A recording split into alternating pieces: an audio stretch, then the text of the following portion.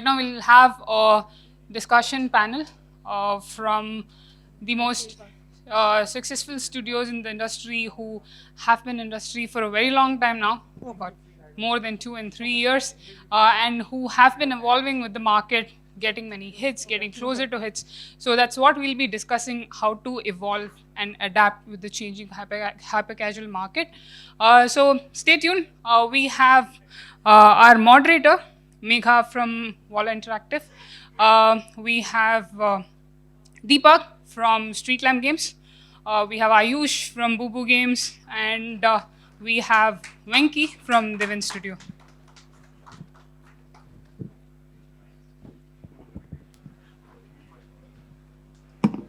So hello everyone, I'm Megha Gupta from Walla Interactive, and I'll be moderating this panel today. We are founders of 3 awesome studios who've been in the hyper-casual market for quite some time now. They have their own challenges that they came up with and their own set of achievements that they have. Let's begin with your introduction first, Deepak. Hi guys, is it too loud? Cool? Okay. This is Deepak, CEO founder of Street Lamp Games. Award-winning, we made award-winning games like Bombrica, Cubots, and in last 2 years we released a couple of games in hyper casual also. Jeans Pant Maker, released with Ohio, and pole gymnastics with Crazy Labs. So we are based out of Hyderabad, and it's been our 8th year in the industry, and we're the first people to start this hyper casual trend back in 2018. So this is basic about us. Hi guys, I'm Aayush Agarwal, founder and CEO of BooBoo Games. We are based out of Ahmedabad. We recently started a studio in Hyderabad. We are a team of 55, and we have made around 500 games so far when we talk about hyper casual. We have worked with almost all the publishers so far.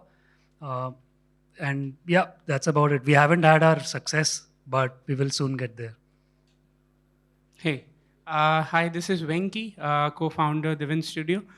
We started as a small studio back in 2019 end. We published 2 games with Voodoo back in both 2020 and 2019 and 2020. And then last year we had a release with Supersonic. We've been all in all hyper casual since we started. And yeah, happy to be here, happy to meet you all. Great. So let's start with the questions, right? So to start with, can you name 3 challenges that you faced as a hyper-casual developer? For me? Yes. Yeah. So this, I mean, is specific to this year or? This year. Yeah. So I think this year it has been the most evolving space of all the gaming spaces that I've personally seen. I think hypercasual as a whole has been evolving, is something that we know. But this year, with all the privacy issues, all the IDFA issues, the policy changes, and we know how competitive the market has become.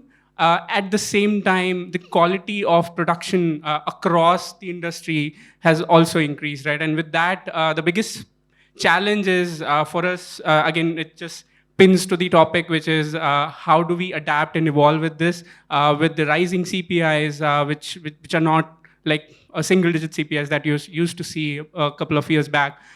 So how do you adapt now? How do you mentally transition yourself to think about games from the perspective of still making profit, even when the cost of acquisition is higher? And that sort of has to go into your DNA right from your ideation. So that has been our biggest challenge this year on the industry front. On the studio front, obviously, we started scaling last year. I think August is when we started hiring. We're now a team of 9, 8 and 9 average. So it's for us, it was also a learning year where we understood should you scale fast. We had made our mistakes with scaling too fast and trying to cycle really fast and then falling and then getting up again and again trying to cycle again with Band-Aid. So I think all those learning from a company standpoint is on the scale is what we understood last year. So I'll just add a couple of things. One is not specific to this year, but TikTok being banned in India is a major thing because a lot of ideation comes from there. A lot of virality is kind of whatever you see. I say normally hyper casual games are like Dyson vacuum cleaners.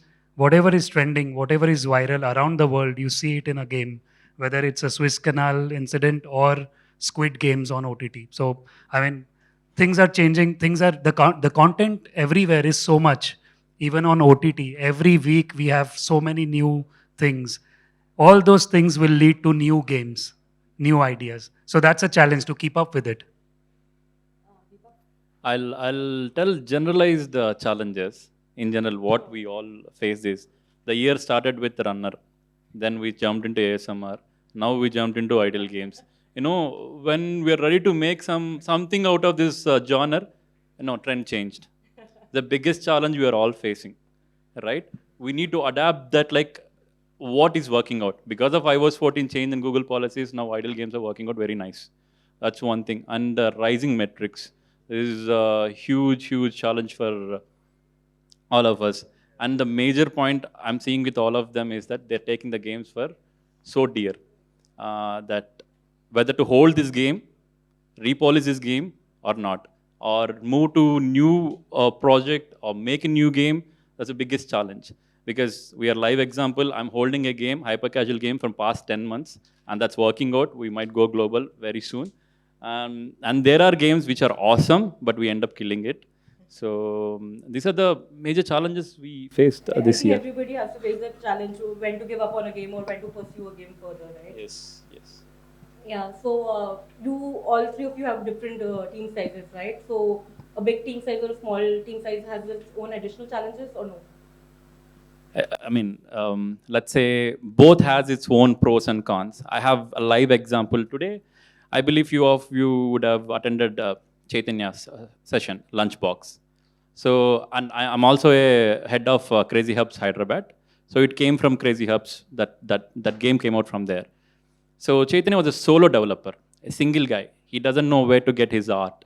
He doesn't know. I mean, he's very good at designing. Excellent, right? But still, he managed to make that game. Now it's a global launch. In scaling stage, he made 10 million downloads. Not a small task.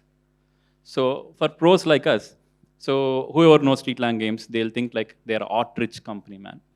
They don't give a damn to the games we make, but like art-rich, chalo. Same thing where it comes with a bigger team, right? So I divided into 3 teams. We make 3 different games all at a time. So, and a major point is that publishers will have a different approach, whether you have a bigger team or a smaller team. Smaller team, smaller tasks. Bigger team, full on pressure. You know that well. Yeah, Aayush has like a big team. So with a big team, the pressure is definitely there to ideate every day. From where do you get new ideas every day? If we are making around 20 games every month, so that means 20 approvals by publishers every month. So that means 100 new ideas every month. So it's very difficult, very challenging to kind of sustain that speed of ideation. Obviously, you have to pay your team. So paying 55 people would be in multiple lakhs. So you have to have that fundraising pressure. And the benefit is that you can experiment a lot, right? You even if you are not sure about something, you can just make it because you have a team for it. So if you have a dream that I want to make this, next day you are actually executing that. You don't need to wait. There is no pipeline. There are so many people that you can make whatever and whenever you want. So that's the biggest benefit. Yeah, I think completely agree to both the points. For us personally, what we've realized over the last 1 year, given we scaled last year, is to really find that right balance, given your strengths and what you bring on the table with hyper casual, right? Because the ideation is a very big hurdle, and if you're someone who prioritizes, I know this statement is like a niche, but or a cliche rather, where you say quality over quantity. But at the end, you do want to make sure that if you're building a prototype, you should be 100% confident that you have tested every angle of that prototype, right? Because otherwise, it's a wasted effort. You might see a very similar game getting launched just because they did something slightly better than your prototype. So from that perspective, it's again up to you. But for us, it has been a smaller team. You definitely need a team, unlike 2 years ago, where I know Chaitanya is a very great example, but probability of finding Chaitanyas are very lesser in today's market than it was 2 years back. So you definitely need a team. Now, the balance again would have to be on owners would be on to you, depending on how much quality prototypes can you really ideate and deliver at the same time. And as long as you find that balance, I think that team size should be something that would work for you overall.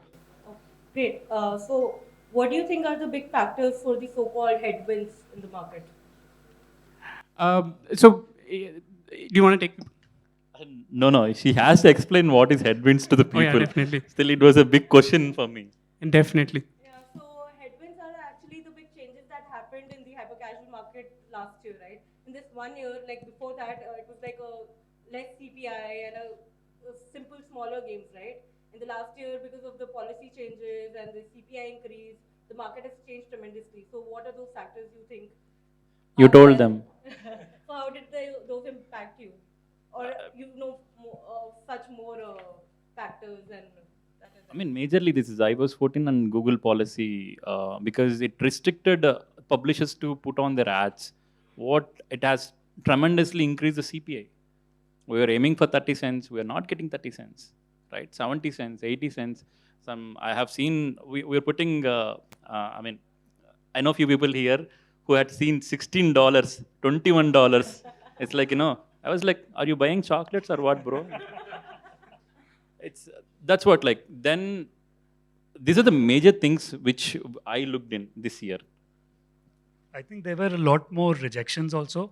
It was very difficult to get some games which are on the edge in terms of whether it's revealing clothes, outfit models, or guns being shown in screenshots, or even like we had a game where we had a normal metal object, just like a forceps, and iOS rejected it saying that it's invasive surgery.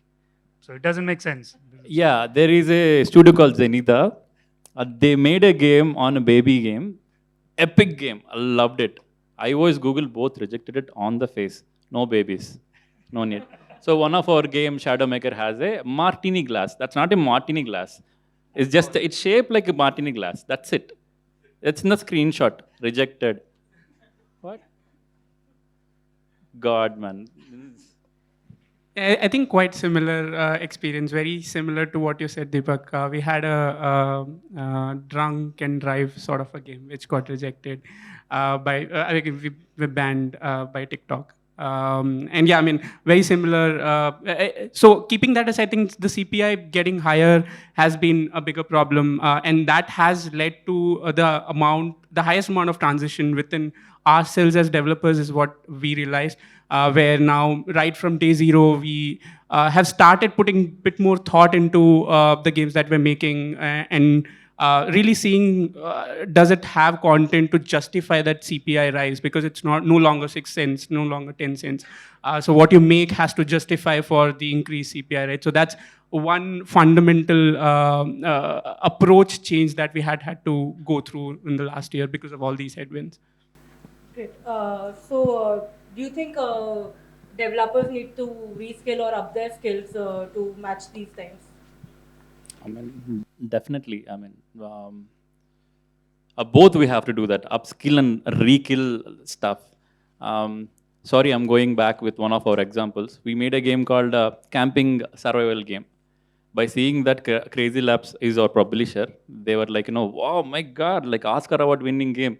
That's the expression they gave. That good polished game it is. Then we put it out, we got $1. Arre. Shit. Then then we understood we need to re-kill the subject. We decrease the polish content. We re-decrease the polish content. We gave a shit game, 40 cents. Crazy. The developer is here, Nikhil. So, he knows that. So that's where we understood that it's not about showcasing that, like, we need to rekill what we have. I mean, we are premium games guys, like, we need to kill few things to make hyper casual. When it comes to upskill, we are very good with ASMR games. What is the first thing we remember is shader graphs. Not all Unity developers or freshers will not know the shader graphs. We end up teaching shader graphs, right? We have to relearn lighting, right? And we need to work on flat art styles and different art styles. Every genre has different art styles. We need to match with that. If you don't match with that, just don't come to the industry, right? This is what we need to upskill. That's what we had done it. In the non-technical side, I think we also need to upskill the way we look at games. Like if you pick up any game which is a simple runner which is topping the charts, then there is no technicality or something which is very difficult or challenging, like Deepak mentioned, shader graph or anything fancy. But then you have to upskill yourself to figure out that what made that game work. So that could be a small wow element which can come from little tweaks here and there. So upskill in understanding what is required is equally important than upskilling technically. Yeah, I think pretty much completely agree with both the points. I think upskilling primarily because, like unlike before, competition is huge at this point in the market, right? And it was always the mantra: show something that people haven't seen before, and if that thing is juicy and is something that pulls people in, people will go and play that. Will go download and play that. And that mantra hasn't changed. I mean, even now that mantra is the same. Like you still have to do that. But now, given the previous topic that discussed on the CPI, now you have to upskill yourself on understanding the science behind games, and that starts right at ideation to really come up with games that can have potential over long term to fetch you a good, decent margin in order to make it profitable.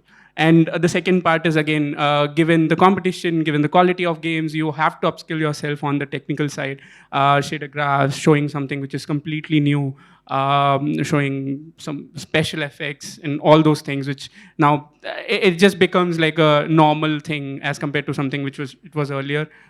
You cannot imagine a 2D game working now at this point, right? Like it would be one in 100 maybe, which would work.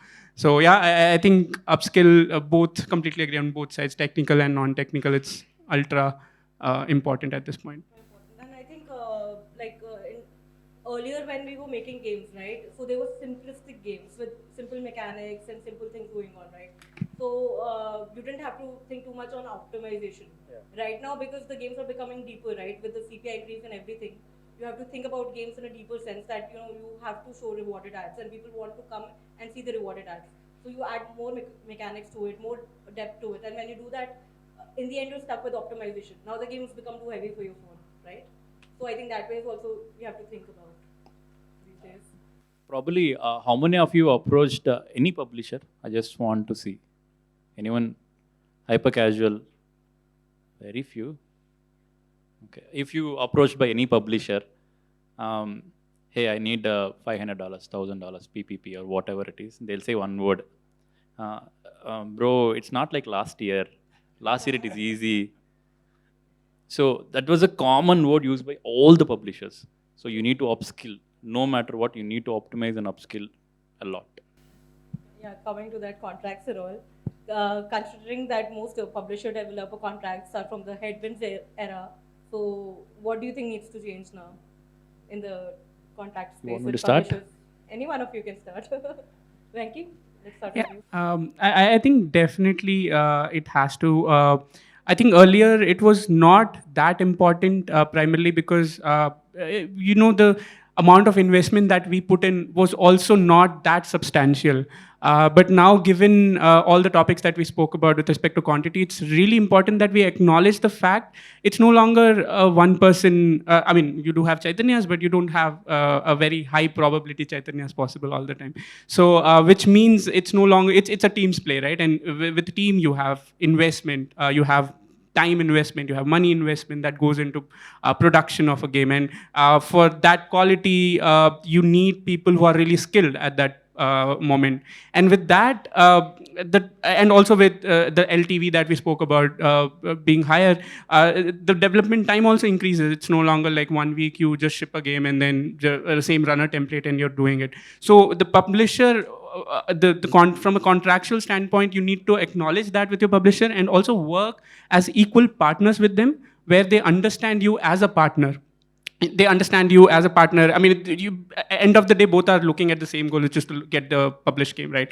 Yeah, you had. No, that's what one major point is what Venki told. So don't just sign the deals. The question is about publisher developer contract. Don't just sign the deals. See, all of them, either they'll come to you and ask, make 2 games for free, we'll not pay you. You can freely test that game. Third game, we'll take it. No need to work for free for any publisher. They're giving basic $200, $100, $50, take it. And always choose your publisher who treats you like a partner, who treats you like a real developer, not like some supporting candidate, right? So thanks for the point. So I believe I and BooBoo Games have signed highest number of agreements with publishers. I am though like around 30 publishers. Yeah, if you have any questions on contracts, I've stopped reading the contracts and counting how many. But on a serious note, for smaller teams, sometimes it's very beneficial to sign exclusive contracts. I don't know what you guys think. Currently, we are on exclusive deal. So Yeah. So it definitely helps you in terms of it. The publisher would be more involved with you in working with you. His or hers, whoever your PM is, the entire team will be involved in you. And also they have a lot of research and market analysis tools. So if you are in exclusive contract, you will get data and some inside info which otherwise you won't have access to. So for small teams, it's definitely feasible and better choice, I think. We also started with an exclusive contract, which helped us a lot in growing and So- understanding the market. one major point is that know your publisher, right? Currently, we are working with Crazy Labs. You might ask me why. They're really good, partner to partner. They treat us very equal. The major point is that they're awesome with ASMR games. So know your publisher, that what they're really good with it. You have an ideal arcade game and you go to some other company, it might not work out. You go to Say Games, they're awesome. You have a runner, approach Voodoo, right? You have some puzzle, nice, optimize the puzzle, go to Lion, right? ASMR games, blindly come to Crazy Labs. Know your partners, right? Don't go to there are many Chinese publishers out there. We'll pay you 100K something, 300K something. You'll never get. Trust me on that. Yeah, I think very true. And also, I think to point that Ayush also mentioned around. So once you make this decision, right? Once you figure out whom you want to work with, getting into that loop of work process is also very important. So currently we work with Supersonic, and we really love the process. So as he mentioned about Crazy Lab, so having that real connect with your publishing manager, with the people who are working on the other side, it's like one team, right? You have a few members here, a few members there, both are working towards the same goal of getting the launch.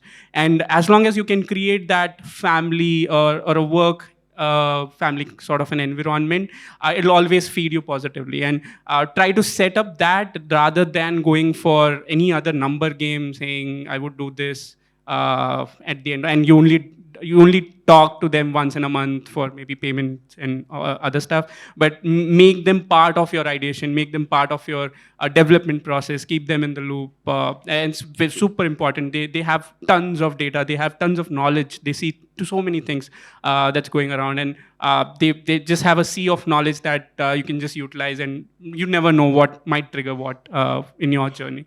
That's my 2 cents. Sure. What changes did you bring in your ideation process for the new concepts that you're bringing in? I can start first. So, one very similar to what we discussed. I think one thing that we started off late is acknowledge the fact that the market has changed, and number two, right from the start, think about the longevity of a game. Earlier, at this point, if you have an idea, you see a TikTok video, I would strongly recommend don't go and make a game out of it. Think what is level 10, think what is level 50, think what is level 100. And if you see natural progression in that, is when you should go and invest your time. Otherwise, it's an utter waste of time. So thinking the longevity of a game and the science behind that game right at the ideation has, we've learned from our mistakes, and that's one gyan that we could probably share. But it's a rookie mistake of the past. A lot of people used to do, given how hyper casual was. But that just has changed a lot over the last, and we have adapted to it of late. We've now started keeping, and again, you have to keep marketability anyway, CPI on the plate. But the longevity now is like even higher priority, I would say, than that. Don't invest if you don't see longevity in a game. Lately, what we have also experimented recently is that if you see a TikTok trend or a viral video, then you can go with that only unless, what he said, only unless there is a game in that, not just for the video. But there is one way to do it is like if you, for example, you see a panda rolling down the hill. So that is very satisfying and you have 2 million views or 5 million likes or whatever. So then maybe that can be your marketing video, but you have to have mini games around it to make a story for the retention, for the playtime. So that is one way of doing things. Uh, that's I think very different from what we used to do earlier compared with last year or 2 years back. Just pick a mechanic, a good mechanic, Correct. make it work, and And then also, some people say that don't be trend followers. I don't see a problem in that because you cannot always be trend setters. As long as you are able to learn from the trend, it's good enough. Agreed.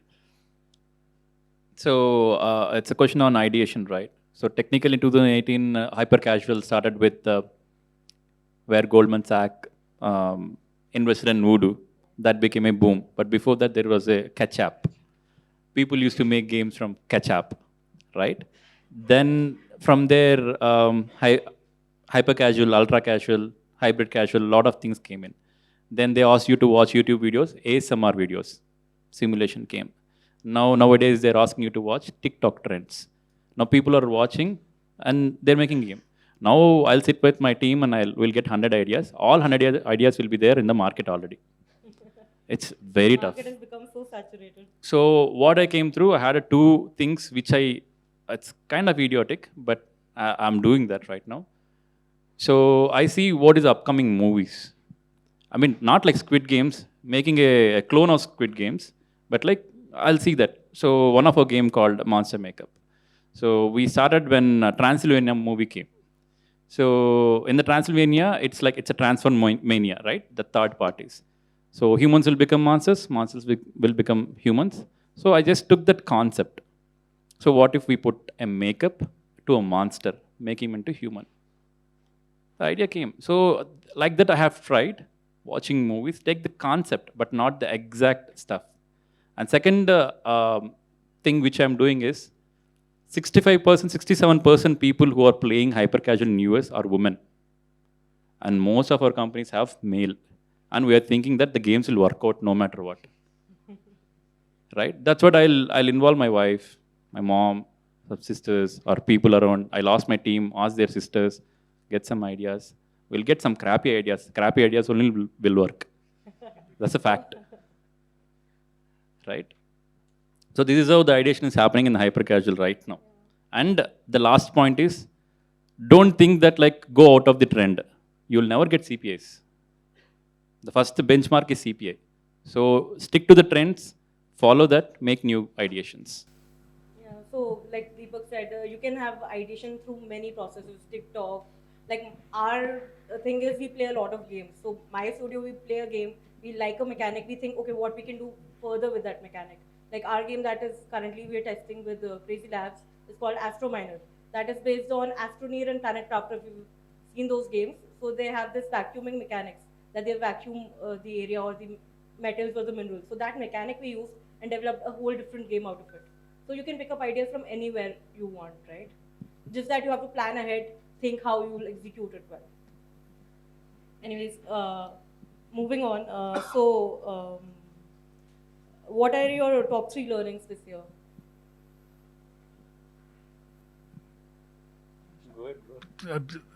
There are no learnings specifically for this year apart from keep grinding, keep doing it. Apna time aayega types. Something will click because 50% I believe is luck in hyper casual. So if you do the other 50% right, someday will be your day. So just hang around. So, I mean, first thing is sticking to the trends, genre to genre. It was very, very tough. So we kept on learning. That's a big learning for us, when to adapt and when to hold, when to leave. That's a major thing which we worked on, right? And yeah, basically that's much. Yeah, I think quite similar on keeping on grinding. We had a few extra learnings on the studio side on not trying to scale too fast and not going over quantity of games, because generally if you lose a sight on the quality of the prototypes that you're making, it just doesn't add up. The math doesn't add up in the end. That's one on the studio front, and yeah, on the testing side, just keep grinding. Stick to trends. Do not stick to trends. You never know what what would work, but yeah. So, like you mentioned genre, so is working on a single genre better or multiple genre worked out better for you?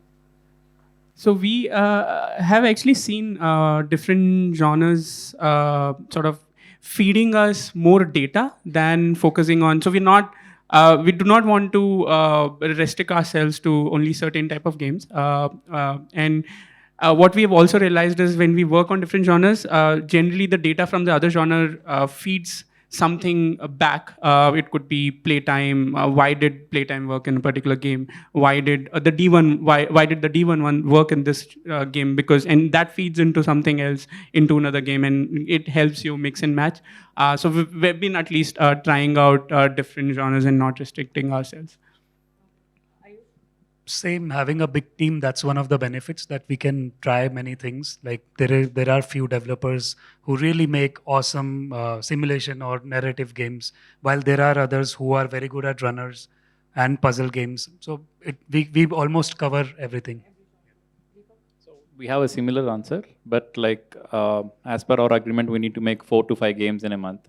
So which we are very strong is ASMR simulation games. So we end up making 2 to 3 games pakka on simulation. Then the other 1 or 2 games we stick to the trends. If it is idle or runner, we make that. We always venture into it, new stuff. So yeah. Okay. And working with a single publisher or multiple publishers has helped you better? I mean, from last 2 years, we're sticking with Crazy Labs. That is pretty much working out for us. Before, we used to run behind up and down from 3 publishers, 3 different games, right? I mean, technically to make a lot of money, that might have worked, right? But I want our publishing manager, designer team to sit with me, give me that enough respect to my ideas. End of the day, they'll also share you their ideas. We discuss around. So single publisher sometimes helps out. But if you're rapidly scaling, I want to survive in the industry, multiple publishers on a non-exclusive deal, that will really work out sometimes. What we have seen is that apart from surviving, it's also about getting more insights. Like you mentioned earlier in this panel, that Crazy Labs is someone who would prefer, or you should rather go to Crazy Labs for ASMR DIY, and probably Voodoo for runners. So working with multiple publishers allows that thing to happen. If you go to Crazy Labs with 5 runners in a month, probably they'll just approve 1. I mean, here I go with the percentage, what they'll give. If you say 15%, 20%, why will I go? Like a 40%? Chalo, okay, there is something out of it. Yeah, I mean, for us, it has been at least our strong belief that you need to be a work family. And so when we were working with Voodoo, we were only working with Voodoo, and now we are only working with Supersonic. So it's not primarily to do with exclusivity and all of that. It's just that we don't want to spend any of our mental bandwidth apart from designing games, and for that, this link has to be sorted, and we need to really make that really strong. And as long as you have that, you feel a very comfortable zone. It just feeds a very positive loop and helps you throughout. Great. So if somebody wants to start a hyper casual studio, what would be your tips to them? Patience. Patience. Patience. You'll fail a lot. You'll fail a lot. A lot. 100 means you might fail 100. Right? True. So try to understand, if you want to survive in this industry, just don't come for 1 or 2 months. You failed, okay, chalo, I'm bye. Sit, work on it, know what's happening. Right? If it's failed, polish it, re-release it, not a problem. Patience is the one key thing you need to understand in hyper casual. And rapid prototyping. Right?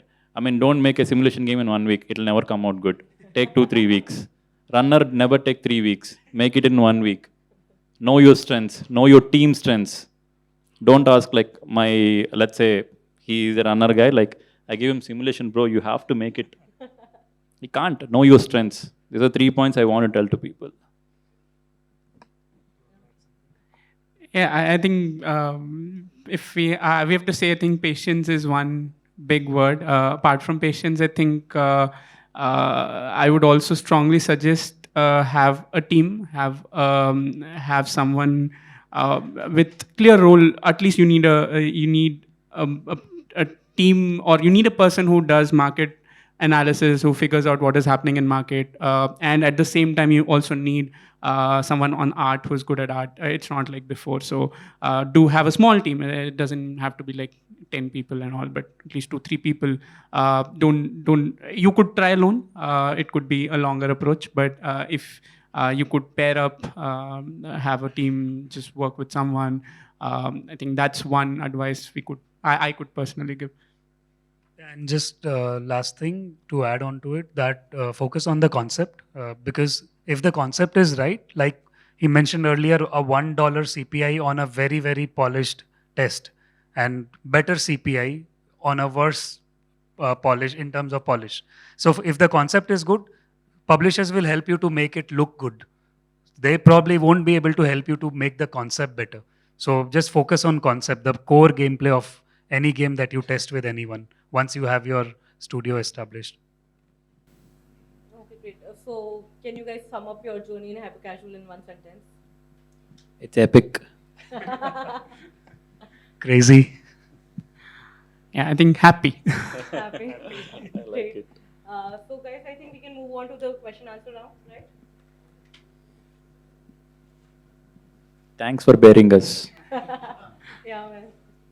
They can bear as they are bearing hyper casual.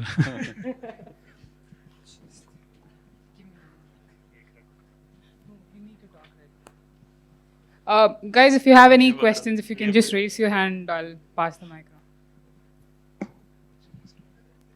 Hello, hi. One quick question and something I think Deepak also pointed out, that in US, there's 60% of the users are about women's, and I think there was some research paper launched here in this venue that says 40% of Indian gamers are women. Are you guys also focusing, or any studio that you think that you consider developing games just for women focus as a vertical? And when you sort of think about games, do you develop games in that way for that 40% TG who's playing games in India? You were aiming for India or throughout the world? For India. India, like, show me one guy who is aiming for India. Because if CPI is 2 rupees, we're not getting 2 rupees out of it. So no one is aiming at Indian market right now, especially hyper casual. Fact is that. And for the question, 40% or 60%, whoever is making makeup games, saloon games, these are all for women. Even a coffee game is for women. Cooking games. Art games, art-based games, coloring So games, painting games. Where is Tejas Bhai? So App Gurus, they're number one in making cooking games in India. They're topmost, right? Right question for him. Interesting.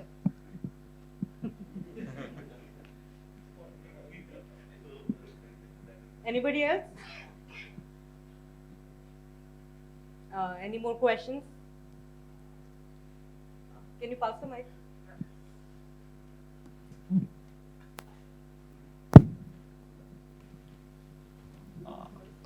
I guess it's a bit out of context. I don't know. The question is Habi is one of my favorite studios. Habi, what does it does that the core game is always hyper casual and the meta is always something RPG strategy, something like that. So I'm just curious. Anybody in India or you guys are doing it or thinking like it or you know someone anybody's doing it? Someone is doing that, and that's not hyper casual. Happy is doing hybrid casual. Yes, sorry, Archero and genre is hybrid Survivor.io. casual. Yeah. So that is another level.